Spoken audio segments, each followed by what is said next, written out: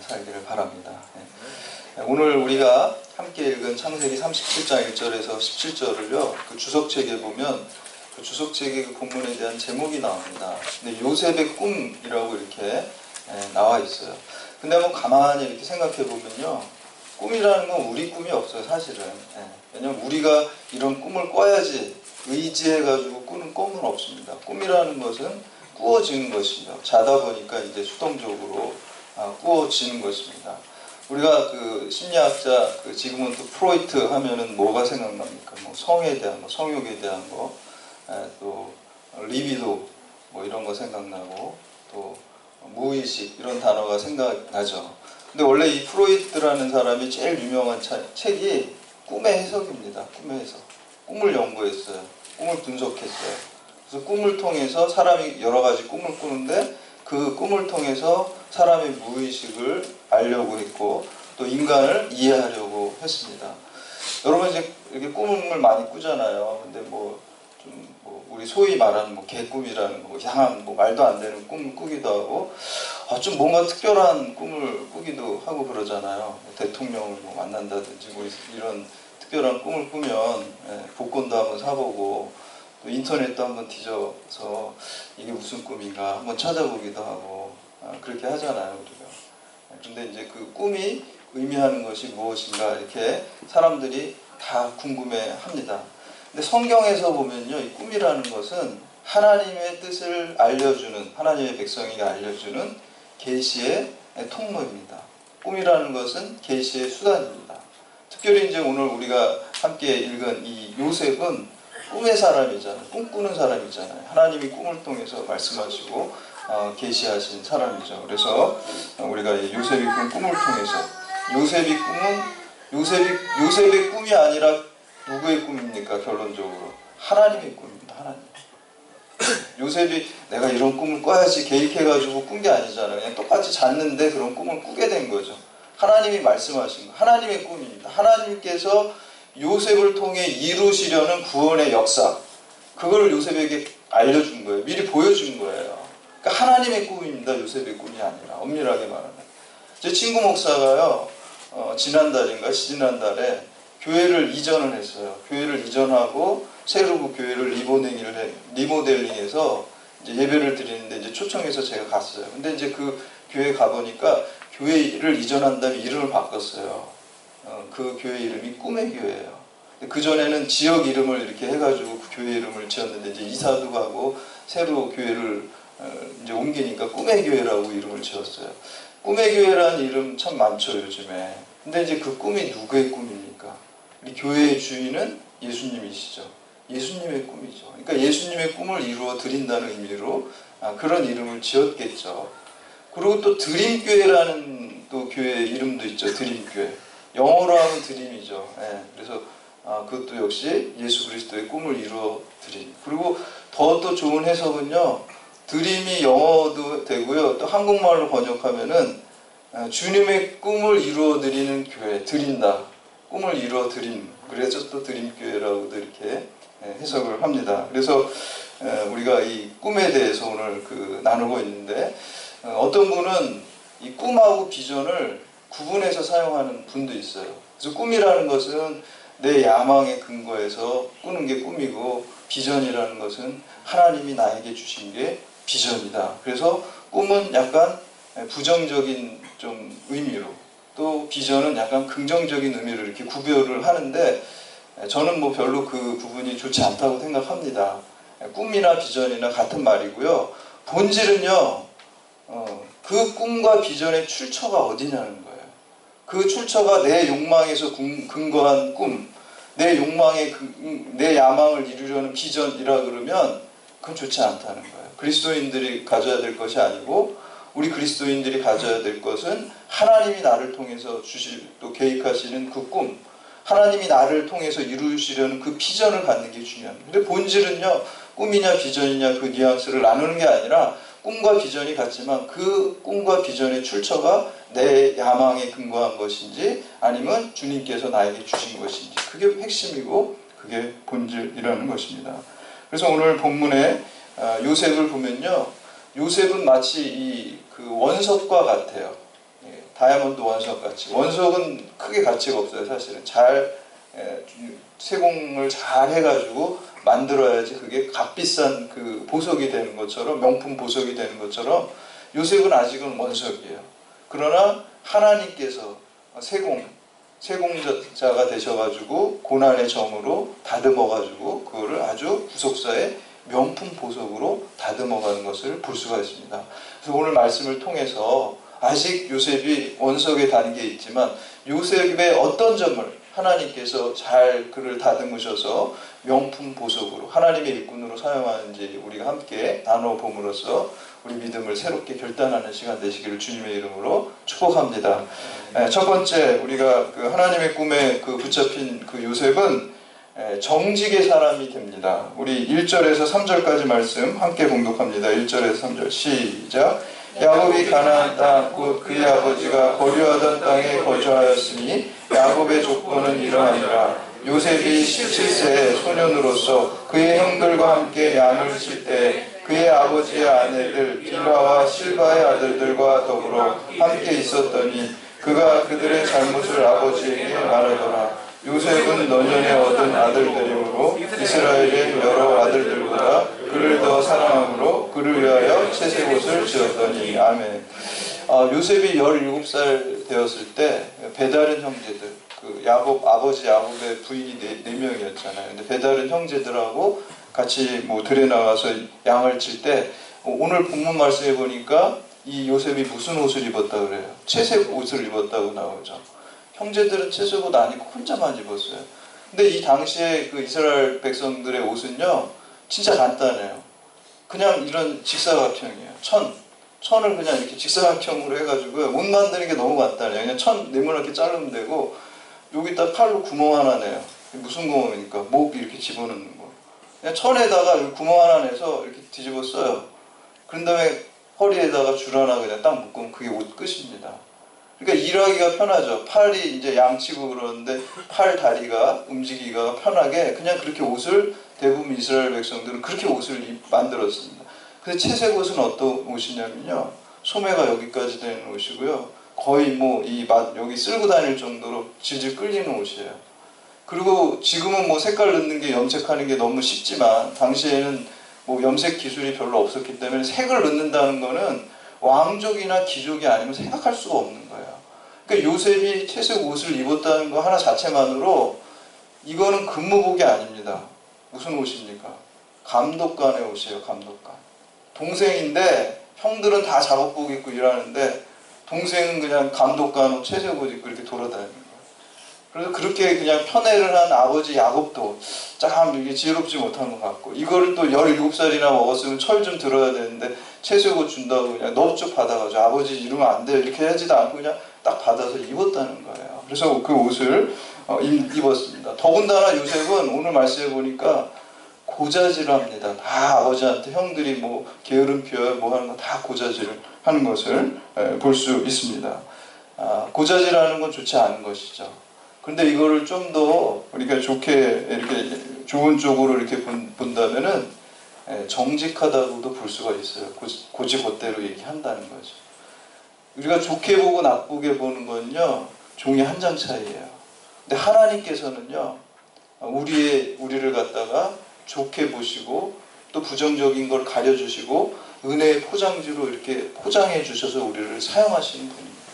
그래서 그 정직성, 고자질하는 거 좋지 않게 볼 수 있지만 그 면을 좋은 쪽으로 하나님이 다듬으셔가지고 구속사의 일꾼으로 사용되는 것입니다. 여러분, 거짓말 많이 하는 거 좋지 않습니다. 우리가 사탄을 뭐라 그래요? 거짓의 아비라 그러잖아요. 우리가 쉽게 작은 것에서부터 그냥 거짓말하는 거를 대수롭지 않게 하는데 그래서는 안 된다는 거예요. 우리 평소에 작은 일부터 말 하나 행동 하나가 정직해야 됩니다. 정직이 훈련돼야지 하나님께서 그를 통해서 사용하십니다. 요셉이 비록 고자질하는 사람이었지만 하나님이 그것을 정직으로 이렇게 다듬으시니까 어떻게 됩니까? 나중에 그 보디발의 집에 가서 인정받잖아요. 정직함이. 그러니까 보디발이 재산 다 맡기잖아요. 정직하지 않은 사람한테, 거짓말하는 사람한테 재산 못 맡깁니다. 감옥에 가서는 어떻게 해요? 간수장이 딱 보니까 요셉이 정직하거든요. 다 맡겨 거기다가. 더 나아가서 이제 바로가 이렇게 보니까 요셉이 어때요? 정직한 사람입니다. 나라를 그냥 다 통째로 맡기는 거야. 그러니까 정직한 사람이 사람한테도 쓰임받을 뿐만 아니라 하나님한테도 정직한 사람이 쓰임받는 것입니다. 그러니까 여러분 정직을 훈련하는 사람이 되시기를 바랍니다. 두 번째, 이 요셉은 순종의 사람이었습니다. 요셉이 그 채색 옷을 입고 형들의 잘못한 것을 아버지에게 그냥 고자질하고 진짜 정직하게 그냥 다 여과 없이 다 일러바쳤죠. 근데 우리 그 오늘 본문 말씀 뒤에 보면 12절에 보면 요셉이 그 아버지가 요셉에게 가서 내 형들과 양떼를 양들을 잘 치고 있는지 가서 보고 와라. 이렇게 이제 아버지가 명령을 합니다. 아들한테 심부름을 시킵니다. 그런데 이 요셉이 있고 야곱이 있던 데는 헤브론이거든요. 근데 형들이 양치러 간 데는 세겜이라는 곳이에요. 이렇게 양들을 풀을 뜯으러 다니니까 여기저기 멀리 돌아다니잖아요. 근데 이제 헤브론, 사는 곳 헤브론에서 형들이 양치는 세겜까지는 그 거리가 70km예요. 지금으로 치면 서울에서 한 평택 정도? 이 정도 되는 거리입니다. 차 타면 우리 금세 가지만 이때 차 없었잖아요. 대부분 이제 걸어가거나 그랬을 텐데 70km고 더군다나 형들이 세겜 어디에 있는지도 몰라요. 그런데도 불구하고 요셉은 제가 어떻게 형들을 찾아요? 거기 먼 데를 어떻게 가요? 이렇게 얘기하지 않았습니다. 그리고 순종해서 요셉이 세겜으로 가는 것을 볼 수가 있습니다. 여러분 하나님이 기뻐하시는 사람은요 순종의 사람입니다. 순종의 사람을 사용한다는 거예요. 그냥 머리 잘 쓰고 뭐 요령 피우고 이런 사람이 아니라 좀 미련할 정도로 그냥 주님 뜻이니까 다 옳겠지 그러고 주님이 말씀하시면 예하고 거기에 순종하는 사람을 하나님께서 사용하신다는 것입니다. 우리 그 남아프리카의 그 기도의 성자로 알려진 앤드류 머레이는 우리는 그리스도인이 되는 순간부터 순종의 학교에 입학한다 그랬어요. 제사가 순종이 제사보다 낫다 그랬어요. 순종을 통해서 우리가 하나님의 쓰임을 받습니다. 그리고 우리가 믿음으로 말미암아 구원받죠. 그러나 쓰임받고 축복받는 것은요 순종을 통해서 받는 것입니다. 믿음을 통해서 구원받지만 순종을 통해서 축복받고 순종을 통해서 쓰임받는 거예요. 그리고 나 같은 죄인이 하나님의 일을 위해서 쓰임받는 것 자체가 축복입니다. 요셉이 쓰임받았어요. 여러분 순종의 사람 되시기 바랍니다. 말씀에 순종하고 말씀을 따라갈 때 여러분 하나님의 큰 축복과 은혜가 반드시 임하게 됩니다. 순종할 때 믿음의 열매가 있습니다. 히브리서 5장에 보면 예수님에 대해서도 이렇게 말합니다. 그가 아들이시면서도 받으신 고난으로 순종함을 배워서 온전하게 되셨은즉 자기에게 순종하는 모든 자에게 영원한 구원의 근원이 되셨다. 여러분 십자가도 순종이에요. 지금 사순절 기간이죠. 우리가 십자가를 더 평소에도 바라봐야 되겠지만 우리 인간의 연약함 때문에 잘 못하니까 이런 절기에 특별히 더 바라봐야 돼요. 더 믿음이 깊어져야 돼요. 십자가 바라보면요 십자가에 여러 가지 의미가 있지만 거기에 순종의 의미가 있어요. 예수님께서 십자가 지시기 전에 겟세마네 동산에서 뭐라고 기도하세요? 너무 그 고난이 힘드니까 이 잔을 내게서 좀 피해주세요 이렇게 하다가 기도하면서 뭐라고 해요? 내 뜻대로 하지 마옵시고 아버지 뜻대로 하시옵소서. 순종으로 바뀌어진 거죠. 십자가는 순종입니다. 순종의 삶을 살 때 예수님께서 순종하셨을 때 그 순종으로 말미암아 인류 구원의 역사가 이루어진 것이죠. 오늘날도 마찬가지입니다. 여러분들이 주님의 말씀에 순종할 때 여러분을 통해서 하나님의 뜻이 이루어지고 여러분을 통해서 구원의 역사가 이루어집니다. 그래서 오늘 요셉과 같이 이 시대의 요셉과 같이 하나님의 말씀에 순종하시기 바랍니다. 여러분 인생에 그 고난이 없으면은 순종도 잘 안 해요. 또 겸손해지지도 않아요. 여러분 고난이 없이 그냥 쭉 사는 인생이 좋은 것 같죠. 근데 그게 별로 좋지가 않아요. 우리 연세대 철학과 명예교수인 김형석 교수님 지금 99세예요. 거의 100년을 사셨는데 이분이 최근에 쓴 책에 보니까 이런 글을 쓰셨어요. 태어나면서 죽을 때까지 편안히 살았다는 사람이 있다면 예수님과 하나님의 뜻을 모르는 사람입니다. 가장 어려운 역사의 고비와 개인 생활에서 어려운 고난을 넘긴 사람이 깊은 신앙을 갖습니다. 여러분 고난이 하나도 없으면 좋겠죠. 근데 고난이 꼭 나쁜 게 아니에요. 주님과 함께하는 고난은요 그 고난 때문에 내가 겸손해져요. 그 고난 때문에 내가 더 하나님 앞에 나아가고 하나님 붙들게 돼요. 상한 심령이 되죠. 여러분, 내 뜻대로 다 되면요, 여러분 교만해집니다. 100%. 저를 포함해서 여러분들 다. 내 뜻대로 뭐든지 인생이 술술 풀려요. 교만해져. 다 세상도 우스워 보여. 다른 사람도 우습게 돼요. 그러니까 내 뜻대로 다 되는 게 축복이 아닙니다. 그러다가 어디 갑니까? 마지막에 지옥 가는 거예요. 교만해지고 하나님 모르고 하나님 안 찾고 뭐 내 뜻대로 되는데 하나님 찾을 이유가 없죠. 그러나 내 뜻이 막히고 인생에 고난이 있으면은 우리 마음이 어떻게 돼요? 절망하죠. 상한 심령이 되죠. 상한 심령 가지고 어디로 나아갑니까? 주님께 나아가잖아요. 상한 심령 가지고 주님께 기도하고, 야, 내가 아무것도 아니구나. 내가 먼지 같은 존재구나. 이걸 깨닫게 되는 거예요. 그게 인생의 제일 큰 진리입니다. 그러면 누구부터 붙잡게 돼요? 내가 아무것도 아니구나 깨달으면 주님 붙들게 되죠. 주님 은혜 없이 내가 한순간도 살 수 없다는 것을 내가 깨닫게 되죠. 그러니까 고난이 있고 내 뜻대로 안 되는 게요, 그리스도인들에게는 저주가 아니라 그게 축복입니다. 그래서 주 안에서 받는 고난은요, 아, 이제 이게 축복의 예비 신호구나 이렇게 생각하시면 돼요. 요셉도요, 그 전에 고난의 과정이 있었잖아요. 13년 동안 억울하게 노예살이하고 또 감옥살이 했잖아요. 그 고난을 통해서 정직의 사람으로 또 믿음의 사람으로 순종의 사람으로 바뀌어지고 변화되고 다듬어졌을 때 그를 하나님의 구원의 역사에 큰 사람으로 사용하신 축복의 통로가 되었습니다.